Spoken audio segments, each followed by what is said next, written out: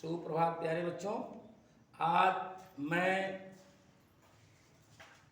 हिंदी काव्य से गोस्वामी तुलसीदास जी द्वारा रचित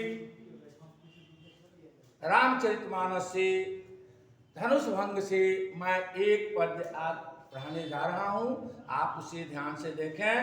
इसमें सबसे पहले संदर्भ लिखते हैं, दूसरे प्रसंग लिखते हैं, तीसरा काव्यगत व्याख्या लिखते हैं और चौथे के काव्य सौंदर्य लिखते हैं। अभी तक आप लोग 3 लिखते चले आए हैं, लेकिन अब 4 आपको देना है। देखें दोहा। उदित उदय गिरि मंच पर रघुवर बाल पतंग, बिकसे संत सरोज सब हर्षे लोचन भृंग, हर्षे लोचन भृंग। प्रस्तुत दोहा हमारी प्रसिद्ध पाठ्य पुस्तक हिंदी काव्य के धनुष भंग नामक शीर्षक से अवतरित है। इसके रचयिता रामाश्रयी शाखा के श्रेष्ठ कवि गोस्वामी तुलसीदास जी हैं। यह उस समय का वर्णन किया गया है जब मर्यादा पुरुषोत्तम भगवान श्री रामचंद्र जी जनकपुर में जाकर के और मंचासीन हुए संपूर्ण सभा मंडली में राजाओं के बीच में ज्यों ही मंच पर पहुंचते हैं तो वहां की स्थिति किस प्रकार होती है उसका बहुत ही सुंदर और मार्मिक वर्णन किए हैं। उदित उदय गिरि मंच पर, उस उदयांचल पर्वत पर मर्यादा पुरुषोत्तम भगवान राम रूपी सूर्य के उदय होने पर, भगवान राम रूपी सूर्य के उदय होने पर संत रूपी कमल क्या हो गए, खिल गए और नेत्र रूपी भंवरे उस पर क्या करने लगे, मंडराने लगे। अर्थात जब ही मर्यादा पुरुषोत्तम भगवान श्री रामचंद्र जी मंचासीन हुए तो वहीं क्या होता है कि संपूर्ण राजा रूपी बालतंग तो संपूर्ण संत रूपी कमल क्या हो जाते हैं, खिल जाते हैं और नेत्र रूपी भंवरे उस पर मंडराने लगते हैं।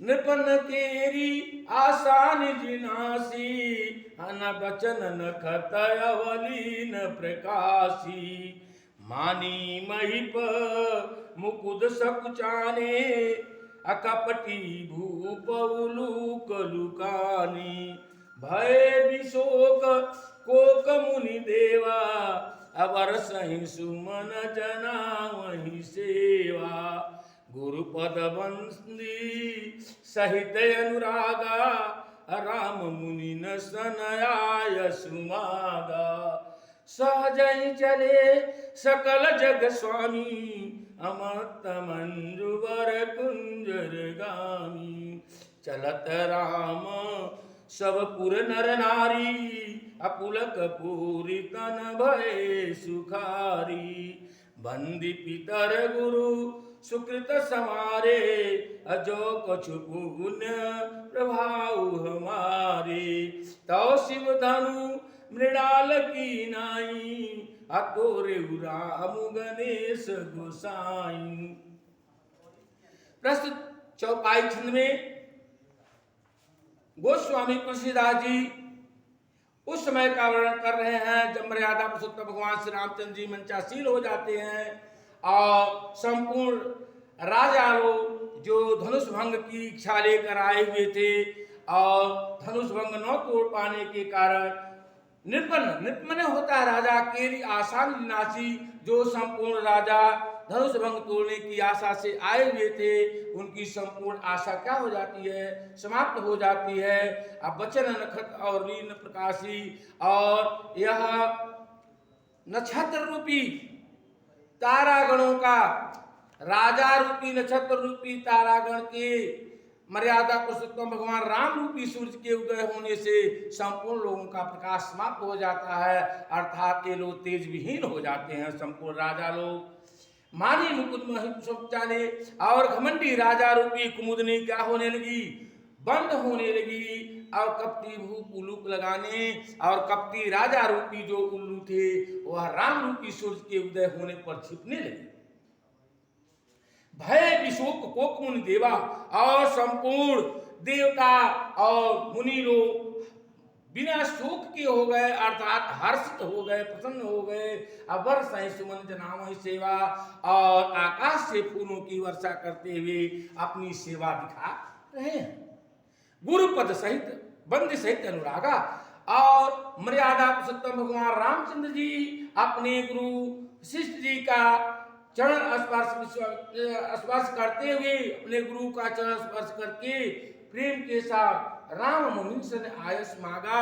राम मुनि जी से आज्ञा ले रहे हैं, मांग रहे हैं। सहजय चले सकल जग स्वामी, यह संसार के मालिक, संसार के भगवान सहजता पूर्वक ऐसे चल रहे हैं साधारण से जिस प्रकार से मदमस्त हाथी जंगलों में मस्ती से चला जाता है।